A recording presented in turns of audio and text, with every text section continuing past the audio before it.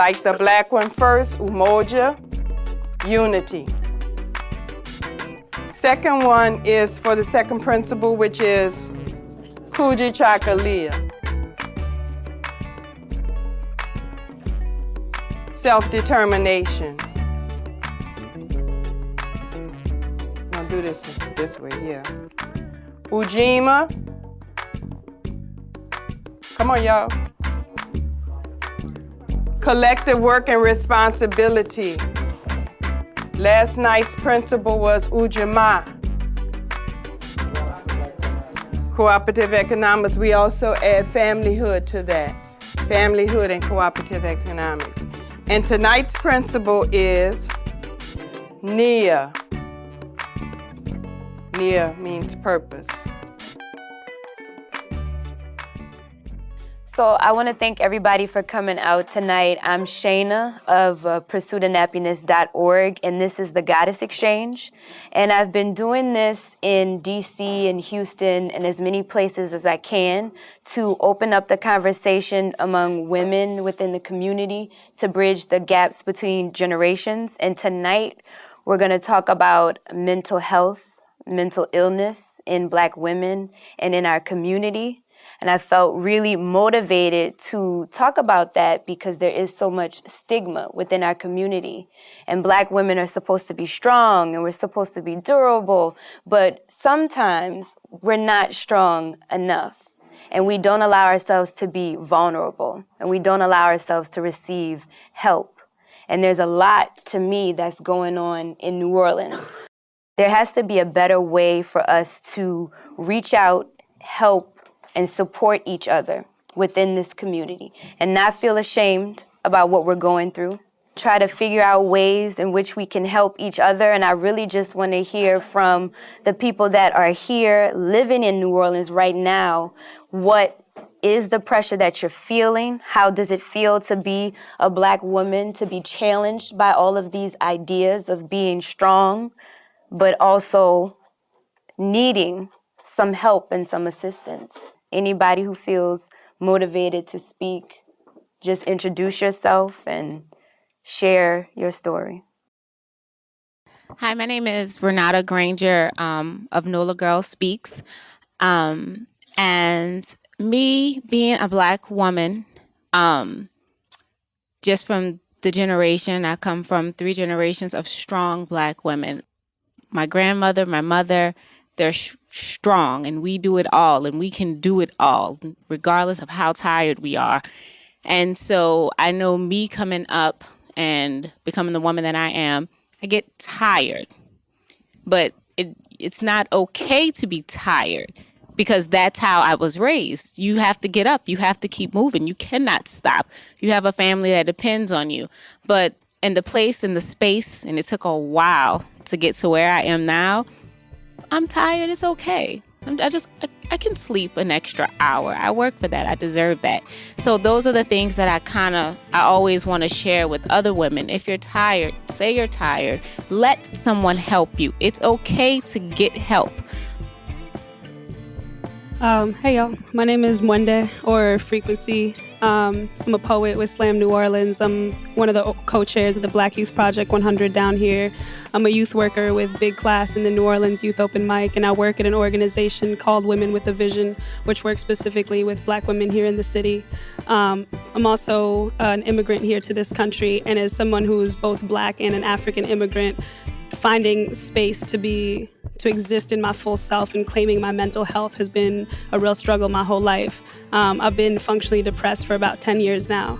And it's something that I didn't even know how to say to my family because I would wake up like sobbing, literally sobbing. And they'd be like, what is wrong with you? And I'm like, I don't know. And these are coming from people who have worked their whole lives, grew up on a village, didn't have. So they really know what it means to not have. They know what it means to crave, to want, to cry, and to sit there and, be sobbing in front of them and be like, I don't even know why I'm crying. Felt so invalid my whole life.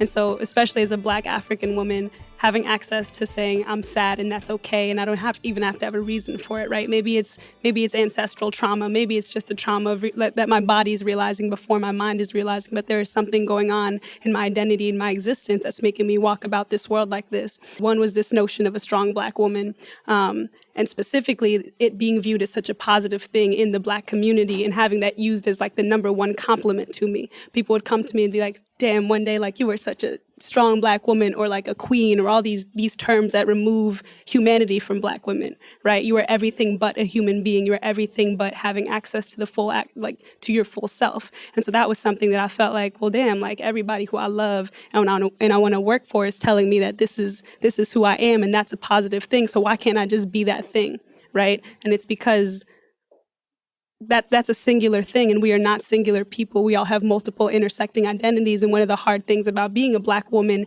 is that your very existence is at an intersection, right, of being both Black and being women. And in Black spaces, having to bottle what it means to be a woman, and in women's spaces, having to bottle what it means to be Black just so you can exist in those spaces, and coming to a point where you say, existence isn't enough. I can't just be. I have to be in the fullness of myself, and demanding that of everyone around you. And then the second thing was suffering as a Black woman, both from being invisible and being hypervisible at the same time. So being invisible in the terms of no one sees my pain, no one sees my sadness, yet I'm always there. I'm always visible. People always see me as that loud, angry Black woman. People were more afraid of my tears than they were of my anger, because that was what was expected of me. And so really feeling like there were all of these boxes that I was told by the people and by my community specifically that I had to live up to in order to be accepted, to be doing good in my community, and having those moments of vulnerability and say, I can't do this. And people say, nah, you're good, you can do this. Or like, we need you to do this. And being like, but what about me? But what about what I need? And when does that become something that I, as a Black woman, I, as someone who's told I'm supposed to carry my community on my back, when does it become unselfish for me to say I need to center myself in order to help my community?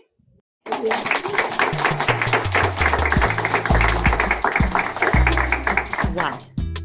Thank you for sharing. Thanks so much. I'm Jacqueline Smith, and I'm a licensed clinical social worker with Ideas Counseling and Consulting. And I have worked with mental health, addiction, developmental disabilities for a lifetime, for all practical purposes. I am thrilled, Shaina, that you brought us together. This is a conversation that we must have in our community. I don't know how many people in this room, as this young woman was speaking, felt pressure. I mean, my heart was like it felt like a weight was on my heart, because that's something we have to deal with as Black women, people putting us into these little boxes and labeling us and trying to define who we are, as opposed to us creating our own space and being allowed to be who we really are. So can you imagine what happens to you from a mental wellness perspective when you you are not allowed to be who you are?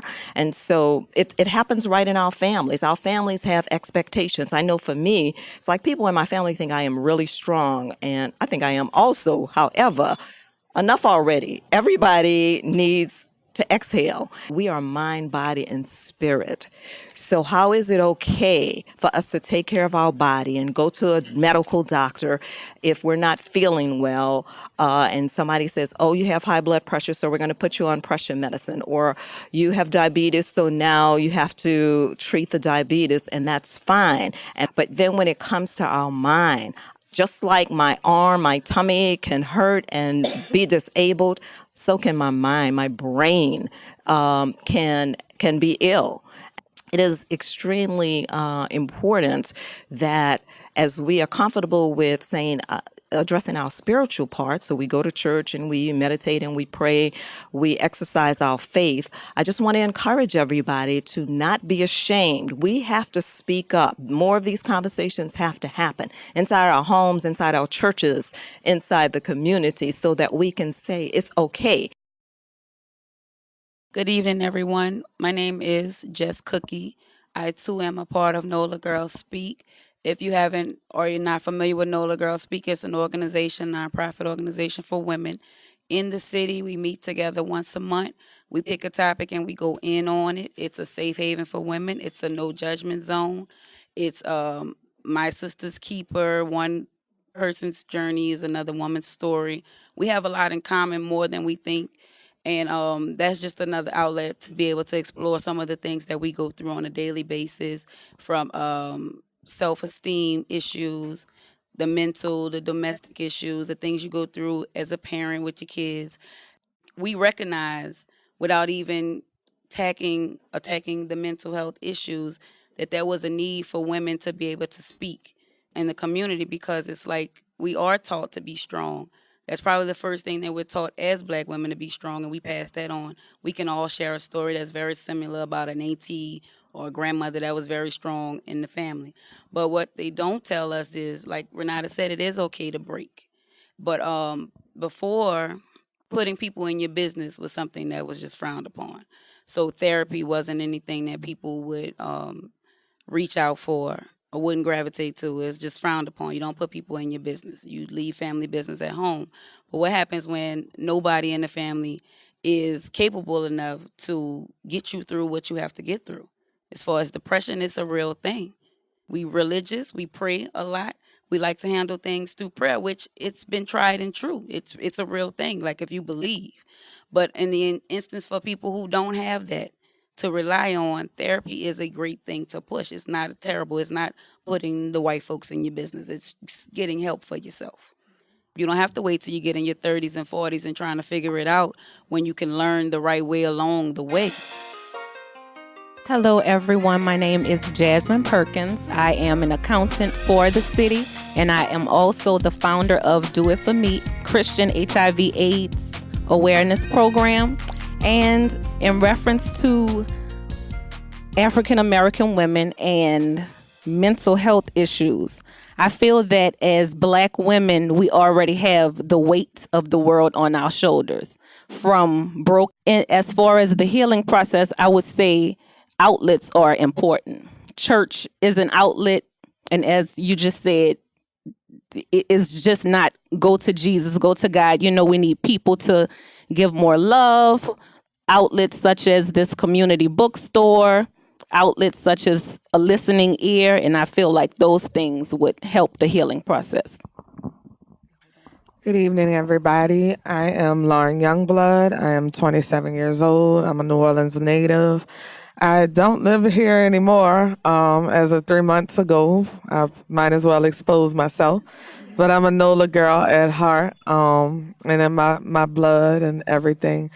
I'm an event production and event planning freelancer and a teaching artist. I'm into the arts, visual arts, music mainly. And my take on African American women and mental health is we're very hard on each other. I think that we are very, very, very hard on each other, and I'm not criminalizing the victim, because we are all victims. We want to be able to coexist with all of these other people that we have to interact with on our jobs, in church, in our sister circle, in our families. So, I am very thankful that I don't have a problem openly talking about, the fact that I just came to grips with, Laura, you have anxiety. Like, you do not sleep. You worry a lot. It's like, when I say social media plays a major part in some of our feelings, like, I can't speak for everybody, but I can speak for me. Like, admitting that, you seeing your peers 26 and 27 doing certain things that you feel like, should I be doing that? And when is this going to happen for me? I can openly admit that I do that. And that's why I think it's good to take a break from those things, because it's just so much bickering now and mess, outside of the pages, because half of the stuff that people say about people's business, they wouldn't say to these people in person. Good evening. My name is Teresi West Olatunji, and I am returning to New Orleans. I lived here for a long time, raised my children here. I was in private practice here. I taught at Xavier University in the counseling program. I started a lot of rite of passage programs. I trained under Dr. Morris FX Jeff. What I would offer to this conversation is that as a community, we have not integrated mental health useful mental health people into our identity. So it is something so foreign to what we are and who we are that it's not included. So it's like trying to bake a cake and going through your list and not having, flour on the list. And it's like, well, how are you going to get to well? You are missing an ingredient. So when you have useful people, and I keep using useful because most of us, even in listening to my sisters talk about and mention mental health, what they talk about to me is foreign to my existence. So when I talk about us being well, about helping us as women to be well, I'm not necessarily and first and foremost talking about medication. So the issue is it's not either this or this. You either have nothing or you have, prayer or supportive sisters and so on, which we use. So I'm living in this world. So let me just say that I'm swimming with the sharks like everybody else. So I'm dealing with stuff just the way you're dealing with stuff. So I understand all of that about we hug each other, we cry with each other, we pray with each other, we meditate with each other, we do all kinds of stuff. And sisters still have difficulty, still struggle. And so one of the things that I have spent my life doing is being able to train people to be useful so that when it happens, it is natural. It doesn't feel like something foreign.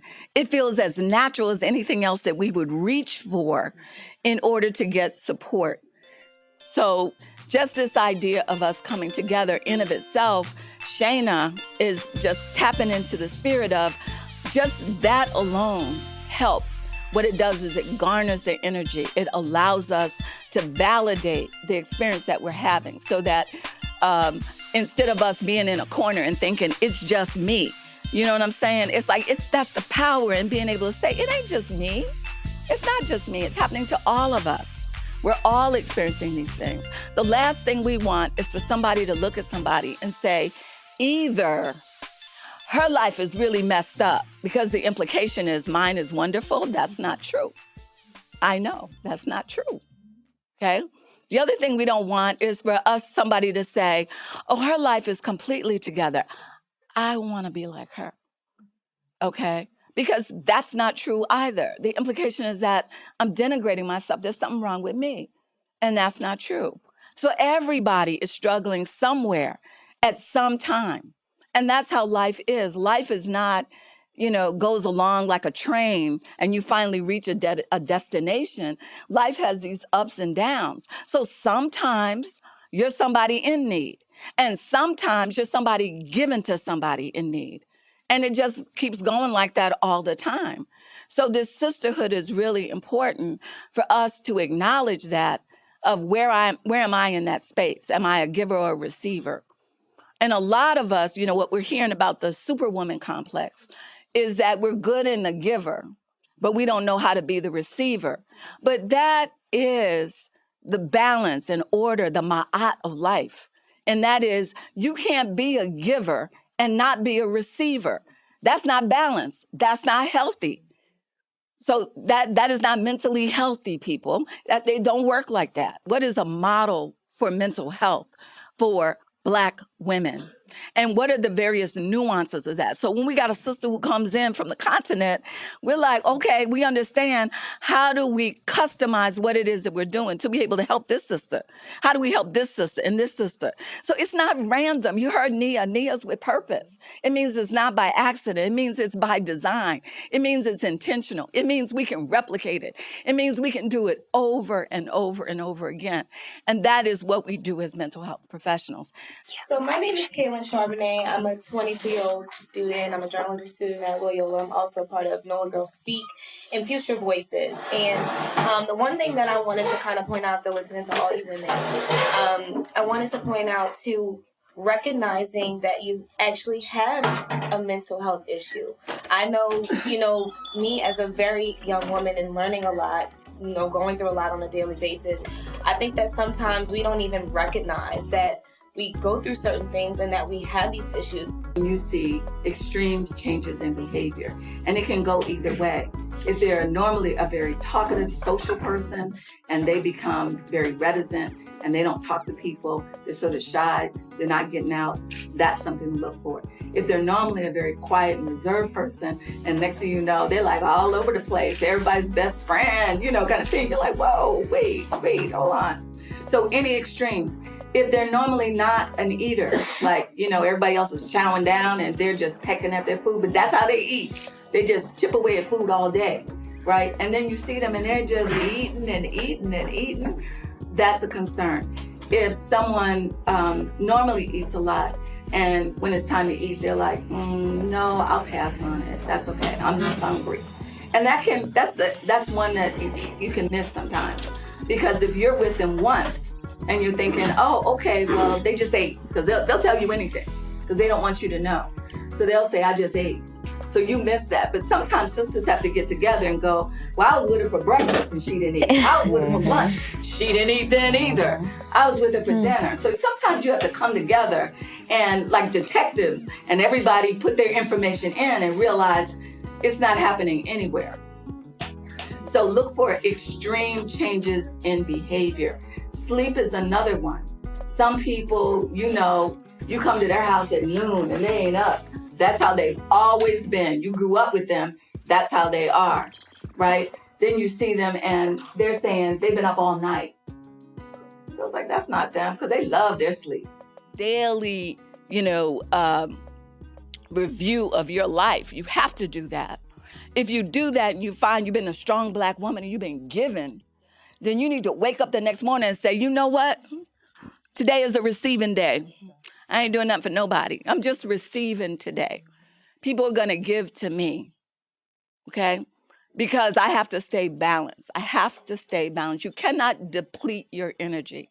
You cannot do that. It just doesn't work. That's not how the universe works. That is not balance. That's not order. That's not reciprocity. That's not mutuality. That's not the way it works. Having that sisterhood and keeping that as something that we engage with ourselves and with our friends and with our family is keeping us in check, keeping us aware, keeping us conscious of each other, and keeping us involved in life because we need each other. So, and that's what I really feel like I'm hearing from everybody is this need and desire at the end of the day to not really feel alone and to continue to support each other in the best ways that we can.